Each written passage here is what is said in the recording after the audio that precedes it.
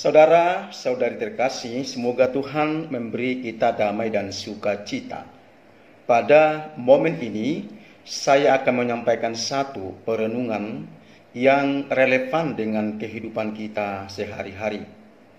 Dengan judul kata-kata ajaib. Ayat refleksi, Galatia 6 ayat 2, bertolong-tolonglah menanggung bebanmu, demikianlah kamu memenuhi hukum Kristus. Paus Fransiskus mengatakan, ada beberapa kata ajaib untuk mempertahankan keharmonisan dalam keluarga. Namun kata-kata ajaib ini sangat penting juga bagi kita dalam berelasi dengan siapapun, di tingkatan masyarakat, gereja, lingkungan, bahkan juga di tingkatan yang lebih luas, misalnya kehidupan relasi antar agama dan berbangsa. Yang pertama adalah terima kasih. Kata ini lebih berharga daripada uang.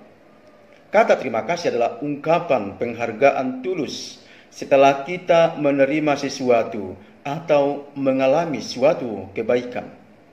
Terima kasih juga bermakna syukur atas kebaikan orang lain. Kata ini juga pantas dan layak kita haturkan kepada Tuhan yang begitu baik dan mengasihi kita. Kasih-Nya begitu besar lewat putranya Yesus Kristus yang telah mengasihi kita dan rela wafat bagi kita. Dalam Efesus 5 ayat 20 disampaikan agar kita mengucap syukur di dalam segala situasi dan dinyatakan dalam nama Tuhan Yesus Kristus.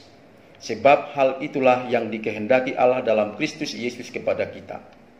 Menyatakan ucapan syukur menolong kita untuk fokus pada Tuhan di dalam kesesakan, menjauhkan kita dari sungut-sungut, menguatkan keimanan kita, dan menunjukkan kerendahan hati dengan pujian kepada Yesus.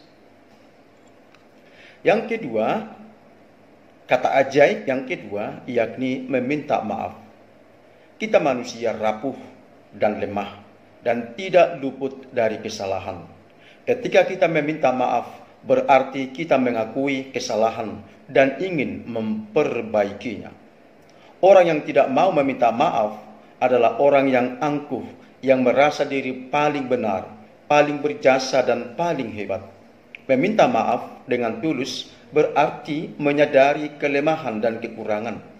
Ini adalah kedewasaan. Seiring dengan itu juga kita harus mau dengan ikhlas memaafkan orang yang bersalah dengan kita. Inilah harapan kita bersama. Ketika kita mendoakan Bapa kami, ampunilah kesalahan kami, seperti kami pun mengampuni orang yang bersalah kepada kami. Dan dalam Efesus 4 ayat 32 ditegaskan, tetapi hendaklah kamu ramah seorang terhadap yang lain, penuh kasih mesra dan saling mengampuni, sebagaimana Allah di dalam Kristus telah mengampuni kamu.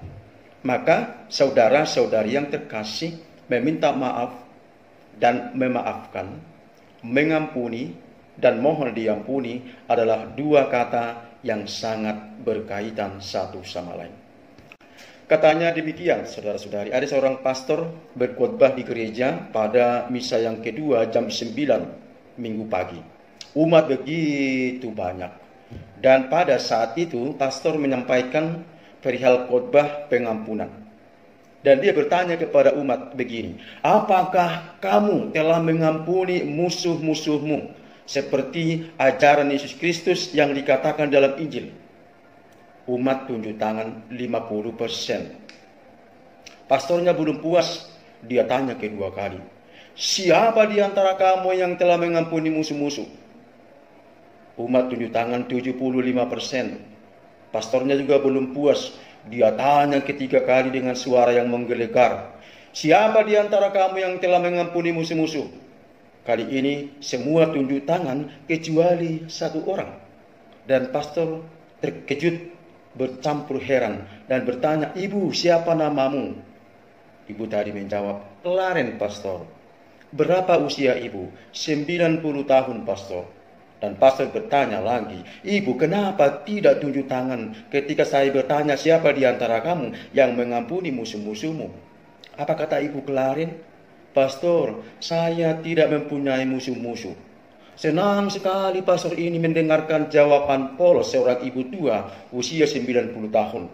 Dan kemudian dia panggil ibu Clarin dari tengah gereja untuk datang ke podium.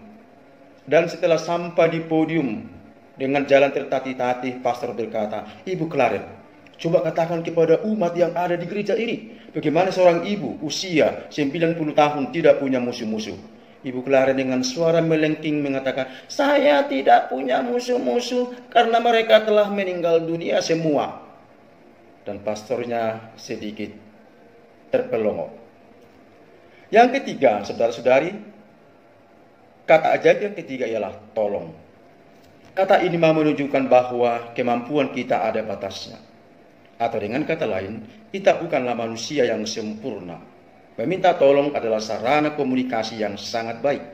Ketika kita meminta tolong kepada orang lain, berarti kita percaya bahwa ia mampu membantu kita.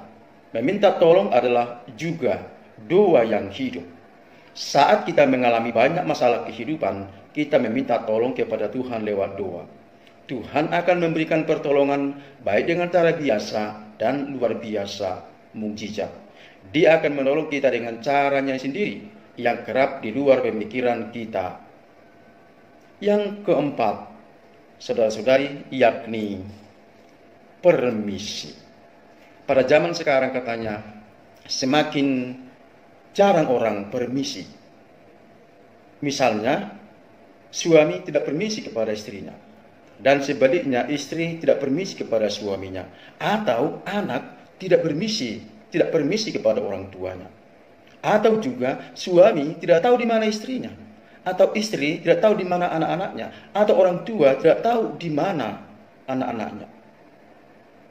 Maka memang sangat mengherankan, saudara-saudara terkasih, pada zaman sekarang ketika kita mempunyai HP, barang-barang canggih yang lain, ternyata apa? Ternyata bukan mau mengintensifkan komunikasi, tetapi semakin memiskinkan komunikasi. Kami saja di pastoran, kalau kami keluar, permisi kepada pimpinan rumah. Atau kalau tidak bertemu dengan pimpinan rumah, kami tulis di whiteboard.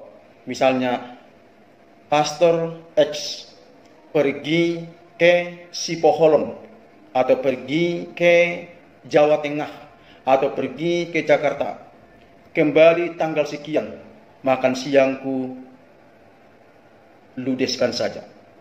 Maka kata permisi mempunyai makna satu, terbuka. Kita terbuka mengatakan kemana kita pergi, dengan siapa kita pergi. Kemudian jujur mengatakan bahwa saya ke sini. Dan yang ketiga adalah penghargaan. Ketika kita permisi, kita menghargai orang yang seharusnya kepadanya kita permisi, menghargai keberadaannya. Maka teman-teman, saudara-saudara terkasih dalam Tuhan kita Yesus Kristus, keempat kata ini sangat penting kita wujudkan, kita budayakan dalam kehidupan. Berterima kasihlah senantiasa, meminta maaflah atas segala kesalahan, dan tergerak untuk memaafkan, dan meminta tolonglah bila perlu pertolongan, dan yang keempat, permisilah bila kita pergi. Tuhan memberkati. Amin.